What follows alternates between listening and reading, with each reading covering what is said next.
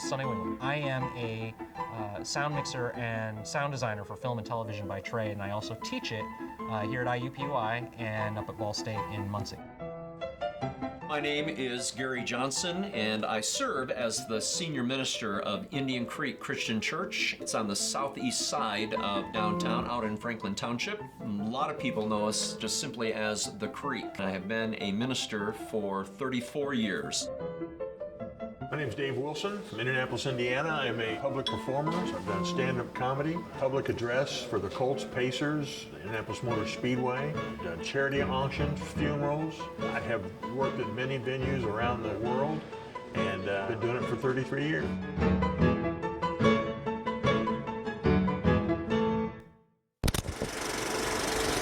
When I first started doing this, I used to get nervous right before I'd go out and talk to people. That's not as much of a problem now. It kind of depends on the audience. If it's a really important, powerful audience, then I get a little nervous. But most of the time, I've prepared. I know what I'm going to say, or at least if I don't have a script, at least I have an outline, and that helps a lot. So nerves aren't usually a big issue for me. It depends on the situation. Not nearly as much as I used to. I've got enough experience now to where I've been in enough different situations that I can draw upon those experiences. There are times when you're doing something new, but after, again, just having confidence and having years of experience to draw upon, any nerves that you might have go away. We have between 4,000 and 5,000 people here on a weekend, and I've grown accustomed to speaking to that size of a crowd without anxiety. If, for example, I'm speaking to a group that I do not know well, let's say I'm speaking to a conference of high school students and there are 2,000-3,000 high school students there, I'm more uneasy doing something of that nature than I am speaking to this congregation that I know so very well. When I was just beginning to do stand-up comedy, I would, to create energy, I would be a little more frantic and move a little more on stage than I probably do nowadays. I've come to learn too that where you look, how you move, every movement needs to have a purpose. There's got to be a reason behind everything. One of the things that I teach in homiletics is sermon structure. See, there are different structures, for example, deductive, inductive, etc. And what I teach my students is the inductive method. And what that looks like, it looks like a V. So what I do, I write a message that starts wide at the top. It lets pieces of information out, and people are going, where is he going with this? Where is he going to end up? And then at the end, bam, here comes this central truth, and they go, aha, that's what the Word of God says. You know, I'm not like the fist pounding, like grab your attention that way. I try to be more conversational. I try to engage people that way, as if I were talking to them one-on-one. I'm talking to a big group, but it's, I like to use the, wink and nudge type of speech patterns to make it feel like we're having a much more personal conversation than we really are. I've had people throw ice at me.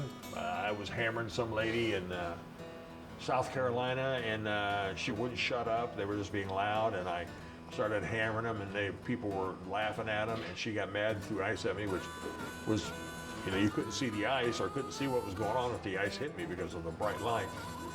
I did have a guy in Ohio, Toledo, Ohio, charge me on stage because he didn't like the subject matter of one of my jokes, and that got ugly.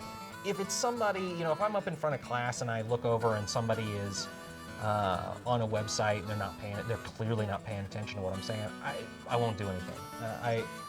Because it's their time, As long as they're not interrupting anybody else, then whatever, they're paying for the class. If they want to waste that money by not paying attention, I'll give them all the rope they need to hang themselves. I'm cool with that. As a pastor, I have to be creative to keep people engaged. They may not be heckling me, but they may be disengaged from me, and it's my challenge to make sure that I keep them engaged, and that has a huge part to do with delivery, the art of delivery. Doing stand-up, doing comedy, it's getting laughs. Just keeping people's attention to and entertaining them in every situation is kind of a goal, and makes me feel good. In my line of work as a minister, what brings me the greatest fulfillment is when somebody sees the Word of God transforming their lives. That's pretty rewarding. When you've obviously made a connection with someone and you've made a difference in some way, whatever it is you're talking about, whether you're trying to convince them of something or teach them of something, but you've made a connection with that person and made a difference, and you can see it. You know, if you're watching the audience, you can sort of look out and pinpoint. You're like, he gets it, she gets it, she gets it, him not so much, he gets it. It's really nice to see those aha moments.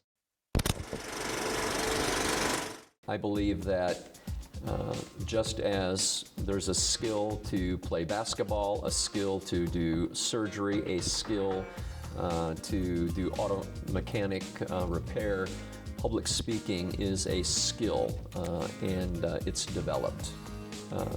I've been doing this now for 34 years, and it's been a lifetime of continual learning. I believe that if a person's public speaking is a regular part of his or her life, then it's essential to work at this craft. It's skill. It's a learned ability, and that comes from doing it. You know, it's not like playing piano or playing guitar where you can learn in a room. You have got to get in front of an audience and do it. For me, it's a skill. I have to practice that. I have to constantly reassess how the students are taking my anecdotes, my jokes, my, sarcastic one-liners, whatever, and tweak them to the audience. So yeah, that's where a lot of that work goes in. I think good public speaking is, in a way, performative, and you do want to entertain people because that's how you get them to pay attention as much as you can. I mean, some things you just can't do anything with it, but you try to be entertaining. Here's what I used to tell myself when I first started doing stand-up. They can't kill you. You can be humiliated, you can be embarrassed.